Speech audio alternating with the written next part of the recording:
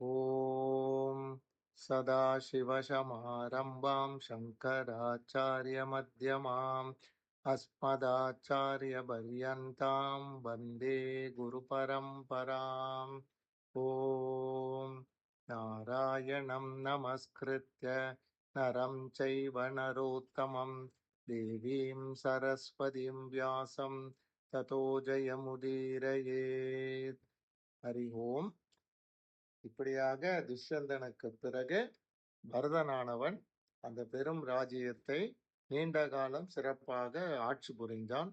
இந்திரனும் தேவர்களும் மற்றும் கண்பரிஷியும் ஆசீர்வாதம் கொடுத்த பிரகாரம் அந்த பரதன் என்பவன் இந்த தேசத்தை மிக கீர்த்தியோடும் அந்த வம்சமே விளங்கும்படியாக ஆட்சி செய்து அவன சந்ததியிலே மிகப்பெரிய ராஜாக்களை எல்லாம் உருவாக்கி கொடுத்தான். அதனால் இந்த தேசமும் பாரத தேசம் என்று புகழ் பெற்றது. அந்த வம்சமே பரத வம்சம் என்று அழைக்கப்பட்டது. அந்த ராஜாவாகிய பரதன் என்பவன் கங்கை கரையில் இருந்து கொண்டு அநேகமாயிரம் அஸ்வமேத யாகங்களையும் அநேக 100 வாஜ்பேய யாகங்களையும் பண்ணினான். அதுக்கப்புறம் அக்னி ஸ்தோத்திரம், அதிராத்திரம், உக்தம், வாஜ்பேய யாகம் இப்படிப்பட்ட அநேகமாயிரம் யாகங்களை மிக சிறப்புடன் செய்து நிரம்ப தட்சிணைகளை பிராமணர்கள் கொடுத்து அவர்களை எல்லாம் அவன் நல்லபடியாக ஸ்வீகாரம் செய்தான். அவன் தன்னுடைய அம்மாவின் வளர்ப்பு தந்தையாகிய கண்வரிஷி கேட்டுக்கொண்டதன் பேரில் இந்த ராஜ்யத்தை அடைந்த பிறகு கண்வரிஷியை மனசால நினைக்கிறான். அந்த ரிஷியம் அவனுக்கு ஆசீர்வாதம் பண்றார். அப்ப அந்த கண்வரிஷிக்கு அவன் கிட்டத்தட்ட 1000 கோடி தங்க நாணயங்களை கொடுத்தான். இந்த ராஜாவோட நகரத்துல இந்திரலோகத்திலிருந்து வந்த தேவர்கள் எல்லாம் ஆயிரக்கணக்காக துவஜஸ்தம்பங்களை தங்கத்தாலேயே செய்து அதற்கு வைரம், மாணிக்கம் முதலிய கற்களை கொண்டு அலங்காரம் பண்ணி அந்த பூமியே தேவலோகம் போல காட்சி இருக்கா மாதிரி இருந்துதான். அந்த ராஜா ஒரு காலத்துல இந்த சிறப்பு பெற்ற பூமியே கண்வரிஷிக்கு தானமாக கொடுத்து விட்டான். அந்த பரதனின் வம்சத்தில் வளர்ந்து வந்த மிகச் சிறந்த ராஜாக்கள் அவனுடைய மகனாகிய புபமன்யு, அவனுடைய மகனாகிய அஜமீடன், அவனுடைய மகனாகிய சம்பரன், அவனுக்கு குரு என்று ஒரு பையன் பிறந்தான். அந்த குருவின் கீர்த்தியினால அந்த வம்சமே குரு வம்சம் என்று பெயர் பெற்றது. அப்படிப்பட்ட சிறந்த கீர்த்தியுள்ள தேவர்களுக்கு ஒப்பான ராஜாக்களை பரத வம்சம் உருவாக்கியது. அதில் மிகச் சிறந்தவரும் சத்தியத்தை தவறாமல் கடைபிடித்தவரும் மனமும் வாக்கும் ஒன்றாக உள்ளவரும் ஆகிய சிலரை பற்றிய கதையை சொல்ல போகிறேன் அப்படின்னு வைசம்பாயனர் சொல்லிட்டு மகாபிஷக் அப்படின்ற ராஜாவை பத்தின கதையை சொல்றார். இந்த பரத வம்சத்துல சத்தியமே வாக்காகவும் தோல்வியே பார்க்காத பராக்கிரமுள்ள ஒரு ராஜா மகாபிஷக் என்ற பெயர் பெற்ற ராஜா அந்த பூமியை பரிபாலித்து கொண்டிருந்தான். அவனும் ஏகப்பட்ட அஸ்வமேத யாகங்களையும் ராஜசூய யாகங்களையும் பண்ணி தேவர்களை எல்லாம் நல்லா திருப்திப்படுத்தி நாட்டு மக்களையும் சந்தோஷமாக வைத்துக் கொண்டிருந்தான். அவனும் ஒரு ராஜரிஷியாக ஆகிவிட்டான். பின்னர் நல்ல தவங்கள்லாம் செய்து மேலான பதவியாக ஒரு பிரம்மலோகத்தை அடைகிறான். அப்படி அந்த லோகத்தை அடைஞ்ச மகாபிஷக் அங்கு இருக்கக்கூடிய மற்ற ராஜரிஷிகளோடும் தேவர்களோடும் இருக்கும் பொழுது ஒரு நாள் எல்லா தேவர்களும் பிரம்மா தேவரை வணங்கி கொண்டிருக்கிறார்கள். அந்த சமயத்துல மகாபிஷக் என்ற ராஜரிஷியம் மற்ற ராஜரிஷிகளோட அந்த சபையில இருக்கான். அப்ப பிரம்மாவை பார்க்கறதுக்கு கங்காதேவி வரா. இந்த கங்காதேவி நடந்து பிரம்மதேவரை பார்த்து வணக்கம் சொல்லும் போது பெண் வருவதனால அங்க இருக்கிற மற்ற தேவர்களும் ராஜரிஷிகளும் தலையை குனிஞ்சுட்டு இருக்கா. ஆனா இந்த மகாபிஷக் மாத்திரம் அந்த கங்காதேவியும் அவளுடைய அழகையும் பார்த்து மிக ஆச்சரியப்பட்டு அவளை நேராக பார்க்கிறான். இதை பார்த்த பிரம்மதேவர் என்ன பண்றார்? உடனடியாக மகாபிஷக்க சபிக்கிறார். அவர் மகாபிஷக்கே, நீ மனிதர் ஜாதியில் பிறந்து அதுக்கப்புறம்தான் இந்த லோகங்களை எல்லாம் நீ அடைய வேண்டும். நீ எந்த கங்கை என்ற பெண்ணால மனம் இழுக்கப்பட்டு இந்த பிரம்மலோகத்தில் இருக்கக்கூடிய தர்மத்தை விட்டு விட்டாயோ அந்த கங்காதேவி ஆளாய நீ மனுஷ லோகத்துல உனக்கு வேண்டாத காரியங்கள்லாம் அவ செய்ய போறா. அப்ப உனக்கு எப்ப அந்த கங்காதேவி மேல கோபம் வருதோ அப்பதான் உன்னுடைய சாபம் நிவர்த்தியாக போகிறது அப்படின்னு சாபம் கொடுக்கிறார். இப்ப சாபத்தை கேட்ட மகாபிஷக் ராஜா என்ன பண்றார்? நம்ம பூமியில வந்து பிறக்கும்போது யார வந்து நம்மளோட பெற்றோரா எடுத்துக்கொள்ளலாம் அப்படின்னு அங்க இருக்கிற ராஜாவெல்லாம் பார்க்கிறார். பார்த்துட்டு அங்க இருக்கிற பிரதீபன் அப்படின்ற ஒரு ராஜாவ மனசுல நினைச்சுண்டு, இவருக்கு தான் நம்ம சந்ததியா பிறக்கணும் அப்படின்னு சொல்லிட்டு பூமிக்கு வந்துடுறார். அதே சமயத்துல கங்காதேவி என்ன பண்றா? நம்மள பார்த்த இந்த மகாபிஷக்துடைய மன ஆசை வந்து நிறைவேறாம போயிடுத்து அப்படின்னு சொல்லி திரும்பி வரும்போது, கங்காதேவிக்கு எதிர்க்க அந்த தேவலோகத்தில் இருக்கக்கூடிய தெய்வங்களின் கடவுள்களராகிய அஷ்ட வசுக்கள் வரா. அந்த அஷ்ட வசுக்களையும் பார்த்தா அவள்லாம் வந்து எப்பவும் இருக்கா மாதிரி உற்சாகம் இல்லாமல் ரொம்ப துக்கத்தோடையும் தங்களுடைய ஒளியும் இழந்து வரதை பார்த்த உடனே கங்காதேவி என்ன பண்றா?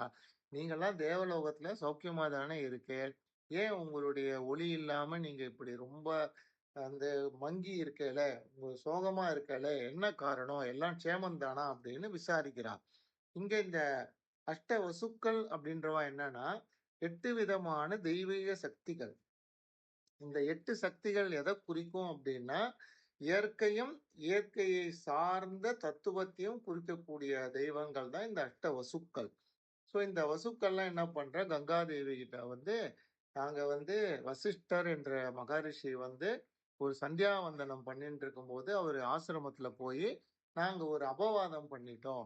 அந்த அபவாதத்தினால அந்த ரிஷி வந்து எங்களை எல்லாரையும் பூலோகத்துல போய் நீங்க மானிடராக பிறக்கணும் அப்படின்னு எங்களுக்கு வந்து சாபம் கொடுத்துட்டா.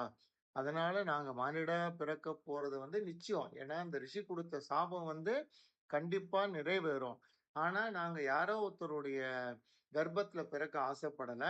உன்ன மாதிரி தெய்வீக பெண்ணாகிய உன்னுடைய வயிற்றில் நாங்க வந்து குழந்தைகளா பிறக்கணும்னு ஆசைப்படுறோம் அப்படின்னு கேட்ட உடனே கங்காதேவி என்ன பண்றா? நீங்க சொன்ன பிரகாரமே நான் உங்களை வந்து ஸ்வீகாரம் பண்ணிக்கிறேன். நீங்க என்னுடைய கர்ப்பத்துல குழந்தைகளா பிறக்கலாம் அப்படின்னு சொல்லிட்டு அவளை கேட்கிறா. சரி, நீங்க வந்து யார் மூலியமா இந்த கர்ப்பம் என்னை வந்து சேரும்னு நீங்க ஏதாவது மனசுல வச்சுட்டு இருக்கல அப்படின்னு கேட்ட உடனே அந்த வசுக்கெல்லாம் என்ன சொல்றா? பிரதீபன் அப்படின்ற ஒரு ராஜாவின் புத்திரனாக சந்தனு அப்படின்ற ஒரு ராஜா இந்த உலகத்துல வந்து தோன்ற போறான். அவன் மிக கீர்த்தி பெற போறான். இந்த லோகத்தையே ஆள போறான். அவனால வந்து இந்த பரத வம்சமே இன்னும் கீர்த்தி பெற்று குரு வம்சம்னு சிறக்க போகிறது. அவனுக்கு பிறக்கக்கூடிய சந்ததியினர் வந்து எல்லா ராஜாக்களுக்கும் உதாரணமாக இருக்க போறார்கள். அவர்களை பற்றிய கதையை வந்து எத்தனை 100 வருஷம் ஆனாலும் சொல்ல முடியாது. அந்த அளவுக்கு கீர்த்தி பெற போறா. அதனால அந்த ராஜா கிட்ட தான் நாங்க வந்து எங்கள கர்ப்பத்தை கொடுக்க போறோம் அப்படின்ன உடனே கங்கை சொல்றா, அப்படியே நீங்க சொன்ன பிரகாரமே நான் வாக்கு தரேன். இந்த நீங்க எப்ப அந்த நேரம் வருமோ அந்த ராஜா மூலியமா என்னுடைய கர்ப்பத்துல வந்து சேரலாம் அப்படின்னு சொன்ன உடனே அவ இன்னொரு ரிக்வஸ்டும் கங்காதேவி வைக்கிறான். அவ என்ன சொல்றா, இந்த மனுஷ ஜன்மா சாபத்தை எங்களுக்கு நீண்ட நாள் அனுபவிக்குமாறு நீ பண்ணாத. நீ என்ன பண்ணணும் அப்படின்னா, உனக்கு இந்த சந்தனு மூலமா குழந்தைகள் பிறந்த உடனேயே எங்களை வந்து இந்த ஆற்றில போட்டுரு. இப்போ ஆற்றில் போடப்பட்ட நாங்கள் உடனடியாக எங்களுடைய சாபம் நீங்கி நாங்க வந்து மேல் உலகத்துக்கு வந்துருவோம் அப்படின்ன உடனே இவ கேட்கிறா, உங்களுக்கு ஏன் இந்த சாபம் வந்தது அப்படின்னு அவ சொல்ற, வசிஷ்டருடைய ஆசிரமத்துல ஒரு நாள் நாங்க எல்லாரும் வந்து உலாவிக் கொண்டிருக்கும் போது எங்களில் ஒருவனாக பிரபாசன் என்ற வசுவும் அவனுடைய மனைவியும் அவர் ஆசிரமத்துல இருக்கிற காமதேனு என்ற பசுவை பார்க்கிறார். பிரபாசனுடைய மனைவி வந்து இந்த தெய்வீக பசு இந்த பூலோகத்துல இருக்கக்கூடாது, இது நம்மளோட தேவலோகத்துல இருக்கணும்னு வந்து பிரபாசனை தூண்டியவுடன் மனைவியின் ஆசையை நிறைவேற்றுவதற்காக பிரபாசன் என்ன பண்றான், அந்த காமதேனுவை பிடிச்சி இழுக்கிறான். அந்த பசு வரமாட்டேன்றது. அவனுக்கு உதவி செய்வதற்காக நாங்க 7 பேரும் கூட போய் அந்த பசுவை தேவலோகத்துக்கு கூட்டின்னு வந்துட்டோம். இத வந்து சந்தியாவந்தனம் பண்ணின அப்புறம் வசிஷ்டர் கண்டுபிடிச்சு அவரோட ஞானக்கண்ணால் இதெல்லாம் பார்த்துட்டு எங்களுக்கு உடனடியாக இந்த தகாத அதர்ம காரியத்தை பண்ணின எங்களை எல்லாம் சாபம் கொடுத்துட்டார். அந்த சாபம் கொடுக்கும்போது நாங்க உடனே அவர்கிட்ட போய் மன்னிப்பு கேட்ட உடனே இந்த 8 பேர்ல இந்த காமதேனு என்ற பசுவை வந்து திருடி கொண்டு போக வேண்டும் அப்படின்ற எண்ணத்தோடு செயல்பட்டது இந்த பிரபாசன். அதனால இந்த பிரபாசன் மட்டும் மனுஷ பிறவியில நீண்ட காலம் பூமியில இருக்கணும். நீங்க 7 பேர் வந்து குறைஞ்ச காலத்திலேயே உங்களுடைய சாபம் நீங்கி நீங்க மேல் உலகத்துக்கு வந்துடலாம் அப்படின்னு எங்களுக்கு சொல்லியிருக்கார். அப்படின்ன உடனே கங்காதேவி என்ன சொல்றா, ஓகே நீங்க சொன்ன பிரகாரமே நான் வந்து எல்லாரையும் போட்டுறேன். ஆனா ஒரே ஒரு பையனை மாத்திரம் நான் வந்து ஆத்தால போட மாட்டேன். ஏன்னா அந்த சந்தனுவுக்கும் எனக்கும் புத்திரன் வேண்டி சேர்க்கை நடைபெறுவதனால ஒரு புத்திரன் வீணாகாம இருக்கணும் அப்படின்ன உடனே இந்த 7 வசுக்களும் என்ன சொல்றா, அப்படின்னா நாங்க எல்லாரும் எங்கள் ஒவ்வொருத்தருடைய சக்தியில இருந்து 4ல் ஒரு பாகத்தை அந்த குழந்தைக்கு கொடுப்போம். அந்த குழந்தை வந்து மிகப்பெரிய வீரனாக இந்த லோகத்துல உருவாகி வருவான். எல்லாருக்கும் அவன் பிரியமான புத்திரனாகவும் இருப்பான். ஆனா இந்த மனுஷ ஜென்மால அவனுக்கு வந்து சந்ததியே இருக்காது. அதனால் உன்னுடைய வீரபுத்திரனாகிய அந்த குழந்தைக்கு வந்து சந்ததி இருக்காது. ஆனா அவன் மிகச் சிறப்பான புத்திரனாக இருப்பான்னு சொன்ன உடனே எல்லாரும் சந்தோஷத்தோட அவ இடத்துக்கு திரும்பி போயிடலாம். இந்த சமயத்துல பிரதீபன் என்று எல்லா லோகத்துல எல்லாருக்கும் நன்மையே நினைக்கக்கூடிய ஒரு ராஜா இருந்தான். அவன் கங்கை கரையில போய் அநேக காலம் ஜபம் பண்ணிட்டு இருக்கான். அந்த ராஜரிஷி வந்து ஜபம் பண்ணிட்டு வேதத்தை சொல்லிட்டு இருக்கும் பொழுது அழகிய ரூபத்தோட தேவதைகளுக்கு ஒப்பான கங்காதேவி என்ன பண்றா, கங்கா ஜலத்திலேருந்து மெதுவா எழுந்து வந்து இந்த ராஜாவுடைய வலது தொடையில வந்து உட்கார்ந்துடுறா. இந்த பிரதீபன்ற ராஜா வந்து தர்மம் தெரிஞ்சவன், அதே மாதிரி நயமா பேசக்கூடியவன். அவன் என்ன பண்றான், தன்னுடைய மடியில உட்கார்ந்த அந்த கங்காதேவியை பார்த்து, நீ யாரு, உனக்கு என்ன வேணும், நீ கேட்கறத நான் கொடுக்குறேன், நீ சொல்லு அப்படின்ன உடனே கங்கா என்ன சொல்றான்னா, ராஜாவே எனக்கு உன் மேல வந்து காதல் வந்திருக்கு, நீயும் வந்து என்னுடைய காதலை ஏற்றுக்கொண்டு என்னை கல்யாணம் பண்ணிக்கணும். ஏன்னா எந்த பெண் வந்து தன்னுடைய காதலை ஒருத்தங்கிட்ட வெளிப்படுத்தினா அதை அவன் நிராகரிக்க கூடாது, அது வந்து பாவத்திற்கு சமானம் அப்படின்ன உடனே பிரதீபன் என்ன பண்றான், நான் வந்து என்னுடைய மனைவியை தவிர வேறு பெண்களை என் கண்ணால பார்த்ததே கிடையாது.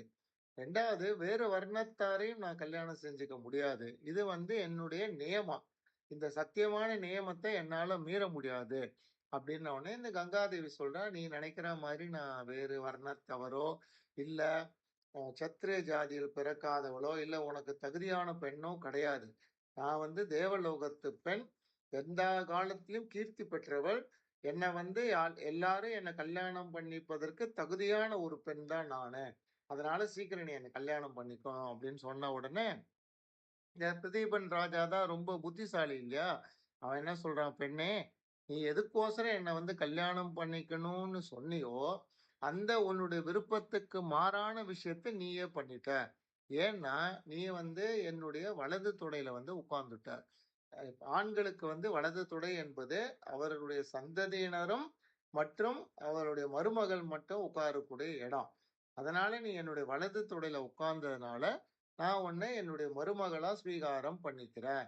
இடது தொடை தான் வந்து காதலிகளுக்கு ஏற்ற தொடை. நீ அந்த இடத்துல உட்காராம இந்த இடத்துல உட்கார்ந்ததுனால உன்னுடைய ஆசையை நீயே நிவர்த்தி பண்ணிவிட்ட. அதனால எனக்கு பாபம் எதுவும் வராது அப்படின்ன உடனே அந்த கங்கா சொல்ற, உனக்கு எல்லா தர்மமும் தெரிஞ்சிருக்கு, அதனால இப்படியும் ஆகலாம். எனக்கு வேண்டியது உன்னுடைய வம்சத்துல ஒருத்தர் வந்து என்னை கல்யாணம் பண்ணிட்டு சந்ததி உருவாக்கணும் அப்படின்றது. அதனால வந்து நீ சொல்ற பிரகாரமே ஆகட்டும் அப்படின்ன உடனே இந்த பிரதீபன் ராஜா என்ன சொல்றான், அவளுக்கு ஒரு சத்தியம் பண்ணி கொடுக்குறான். நான் வந்து என்னுடைய புதல்வன் வந்து உன்னை கண்டிப்பாக திருமணம் செய்து கொள்வான். அதே மாதிரி வந்து உங்ககிட்ட சந்ததி உண்டு பண்ணுவான் அப்படின்ன உடனே கங்காதேவி ஒரு ரிக்வெஸ்ட் கொடுக்குறான் பிரதீபனுக்கு. உன்னுடைய மகன் கிட்ட வந்து நீங்க சொல்லுங்கோ, நான் என்ன காரியத்தை அவரை கல்யாணம் பண்ணிட்ட அப்புறம் பண்ணினாலும் அவர் என்ன கேள்வி கேட்க கூடாது. ஆனா நான் உங்களுடைய புத்திரனுக்கு வந்து நிறைஞ்ச சந்ததிகளை உருவாக்குவேன். அந்த சந்ததிகள்ல வந்து ஒருவன் வந்து மிக கீர்த்தி பெற்றவனா இருப்பான். அவன் தான் வந்து இந்த பரத குலத்தையும் இந்த குரு வம்சத்தையும் மேல தூக்கி நிறுத்த போறான் அப்படின்னு சொன்ன உடனே இந்த ராஜா என்ன பண்றார், சரி அப்படிங்கிறார். அதை அவர் சொன்ன உடனே கங்காதேவி வந்து அந்தர்த்தனம் ஆகிவிட்டார், அதாவது மறைந்து விட்டார். அதை இந்த ராஜா பார்த்துட்டே இருக்காரு. அதுக்கப்புறம் அவர் அரண்மனைக்கு திரும்பி வந்துடுறார். அதுக்கப்புறம் அந்த ராஜாவுக்கு நீண்ட காலம் வந்து சந்ததியே உருவாகம் இருந்ததுனால அவரும் அவருடைய மனைவியும் என்ன பண்றா, நல்ல குழந்தை வேணும் அப்படின்னு சொல்லிட்டு தவம் பண்றா. அந்த தவத்தின் பலனாக பிரதீபனுடைய மனைவிக்கு நல்ல அழகான சந்திரனை போன்ற ஒளி உள்ள ஒரு குழந்தை வந்து 10வது மாசத்துல பிறக்கிறது. அவனை பார்த்தாலே தேவகுமாரன் போல இருக்கான். இந்த மகாபிஷக்கும் அவனுடைய பாரியையும் அவர்கள் கடந்த வயதை கடந்த பிறகு பிறந்த குழந்தையினால அவனுக்கு வந்து சந்தனு அப்படின்ற பேரை வந்து வைக்கிறா. அந்த பையனுக்கு செய்ய வேண்டிய ஜாதக கர்மங்கள் மற்றும் எல்லா விதமான சம்ஸ்காரங்களையும் பண்ணி வேதங்களை எல்லாம் ஓதுவிக்கிறார். அந்த சந்தனு வந்து வேதத்துல மிக சிறந்த அத்தியாயனம் பண்றான்.